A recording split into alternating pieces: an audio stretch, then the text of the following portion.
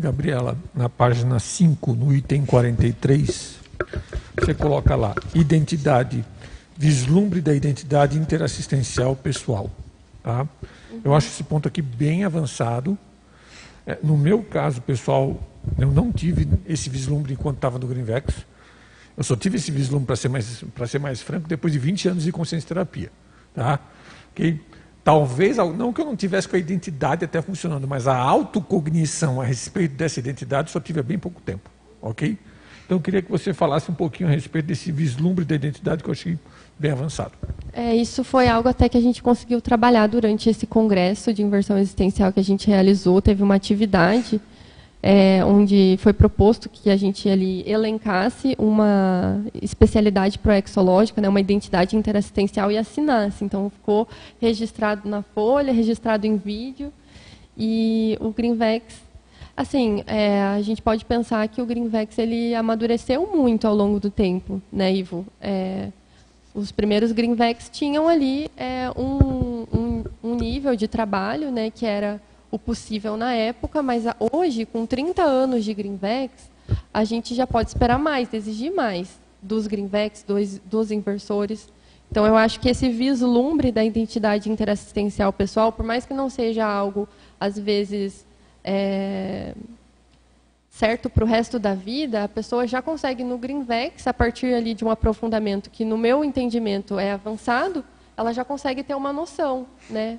Por onde mais ou menos que deve ser essa identidade interassistencial, né? Isso pode ser qualificar, você falou aí de consciencioterapia, né? Ou de outras ferramentas de autopesquisa e autoconhecimento, também vão ser muito úteis nessa identificação, mas no Greenvex, eu acho que com os trabalhos que a gente já vem realizando, né? Isso já é possível, a pessoa ter pelo menos uma noção, assim, um vislumbre de qual que é a identidade interassistencial. E agora é o Salé. Se eu puder fazer um comentário em cima até dessa questão, eu acho que isso que a Gabi trouxe, ele é importante até, por exemplo, pegando aqui o item 21 da listagem, que você traz a questão do processo do levantamento de hipóteses, né? Então, qual que seria essa progressão do levantamento de hipóteses sobre essa identidade interassistencial para você vislumbrar uma com uma coisa mais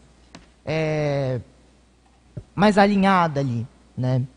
Uma coisa que a gente estuda dentro da própria infecciologia é o afunilamento, né, das suas raias, né, em torno de um megafoco. Então, você vai ali, né, se especializando, vai entendendo mais. E dentro das ferramentas do Greenvex, e principalmente dos estímulos que a gente tem aos Greenvexes hoje, né, as técnicas de maxi-planejamento, né, as técnicas mesmo que já existem da identificação de identidade interassistencial, a gente já tem mais recursos assim para começar a cutucar mesmo os inversores de uma forma mais cedo, assim, olha, e aí, temos muitas coisas dentro da conscienciologia, mas você não pode ficar pulando de galho em galho, né, que é uma coisa interessante. E esse estímulo ele vem se tornando mais presente até em função do ponto da pergunta anterior da dispersão. Qual que é a especialidade, qual que é a linha que você pretende seguir, que você acha que a sua assistência é mais prioritária no momento que você está? Né? Seja a partir de produção tarística, seja a partir de voluntariado administrativo. Né? Eu só queria fazer esse contraponto aqui com essa construção que você propõe dentro do verbete de você levantar as hipóteses, né? Você, olha, eu posso ir por aqui, mas tenho essa outra aqui também. Você às vezes fala, olha, dentro dessas opções que eu tenho, eu vou investir nessa, né? Eu vejo que seria um pouco isso, assim, o vislumbre, né? Gente, na minha época de Greenvex, isso nem passava pela minha cabeça, tá, ok? Não tinha nem noção do que era isso, tá? Naquela época, gente, vamos ser bem francos, era domar touro à unha, tá? Aí teve uma coisa que ajudou muito. Tinha muitos pepinos e muitos problemas que nos ajudaram a amadurecer. E isso foi uma coisa que eu acho que ajudou. Eu tenho muita gratidão por cada pepino, abacaxi e outras coisas que apareceram lá nessa época. Porque em Florianópolis, especificamente, tinha problema, não era só de Greenvex, envolvia uma série de outras circunstâncias.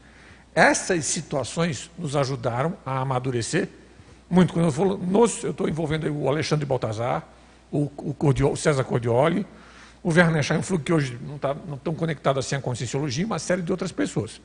Acho que a gente conseguiu amadurecer bastante dentro desse sentido. Agora, por exemplo, ideias desse tipo de identidade assistencial, mas nem passava 20 anos-luz ali na nossa realidade. Tá? Eu vejo isso aqui, eu pessoalmente, tá, gente? De repente pode ter outras pessoas aí que vão ver de maneira diferente, vão ver com outras características que eu não estou vendo aqui. Tá? Eu vejo que essa questão da identidade assistencial, se a pessoa consegue ter um vislumbre mais nítido disso, isso vai ajudar. Eu não tive vislumbre nenhum. O meu foi meio... A cabeça também era meio dura, né? Foi meio aos trancos e barrancos, tá? Mas veja bem, se a pessoa já começa a pensar sobre isso, isso é uma vantagem imensa. Vai agilizar um monte de coisa, inclusive do ponto de vista da pré-intermissiologia, na minha modesta visão. E dentro disso, Ivo, eu acho que só é possível a gente começar a pensar nesse processo de identidade interassistencial também em função dessa troca intergeracional, dessas provocações assim, assistenciais de, e aí, qual que é a tua identidade interassistencial?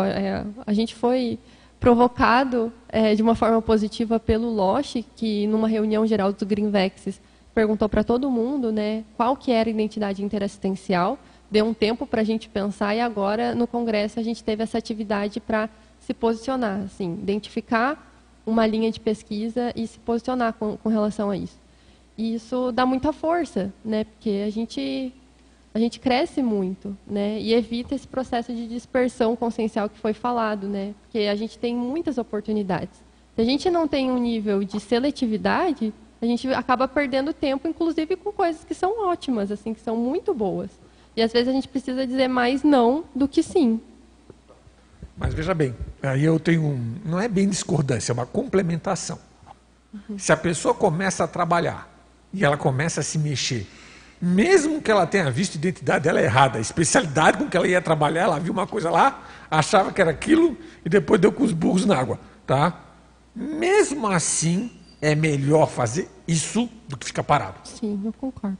Tá? Mesmo assim, é melhor fazer isso do que ficar parado. Agora, se ela acertar desde o início, ótimo, já estou falando demais. Não, mas eu concordo, e é o que a gente comentou.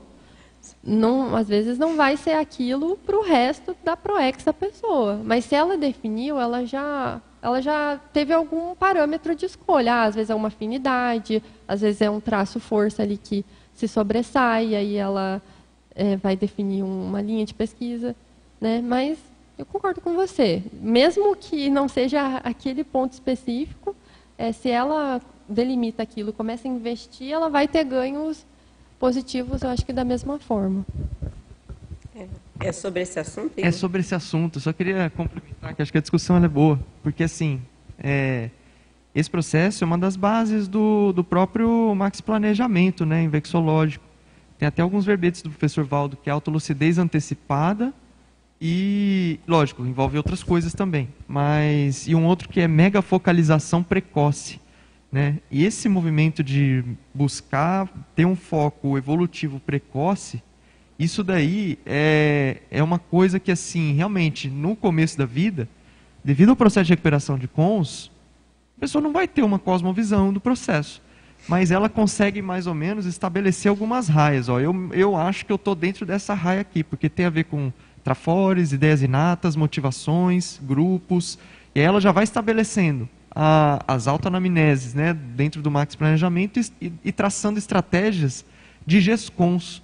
Né? Então a GESCON é um instrumento, um dos principais instrumentos pelos quais a gente consegue aferir e avaliar essas hipóteses de trabalho, de autopesquisa. Então, por exemplo, a pessoa vai lá e estabelece uma hipótese. Eu acho que eu vou estudar esse tema aqui. Aí a pessoa coloca o tema e vamos ver, vai pesquisar e ela se coloca à prova, apresenta uma pesquisa, coloca alguma coisa nesse sentido. Às vezes a própria pesquisa já vem de uma autossuperação, alguma experiência que ela teve, e ela vê que aquilo gera uma repercussão interassistencial. O amparo muda, vem gente falar com ela que ela não esperava, gera uma repercussão totalmente diferente.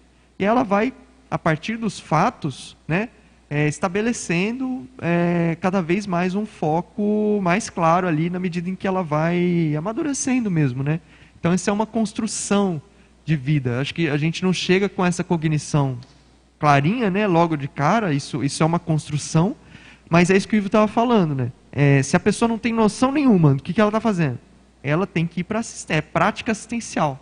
Né? Porque, assim, é isso, teorizar sobre a sua própria autopesquisa no âmbito da Invex, isso é bom até certo ponto, porque ela realmente vai ter uma noção clara, ela vai realmente conseguir chegar numa conclusão viável se ela colocou essas ideias dela à prova. E isso ela só vai fazer no front da assistência, na docência, no voluntariado, nas ESCOMs, todo esse processo. Então ela tem que ir para a prática, fazer assistência, assumir responsabilidade, montar Greenvex, enfim. E aí a coisa ela vai crescendo, né? Essa cognição com o tempo. Mas é isso aí que o pessoal colocou. Se vocês gostaram desse vídeo, deixem aqui nos comentários, curtam o vídeo e se inscrevam no canal e ativem o sininho para continuar acompanhando todas as novidades da Assinvex.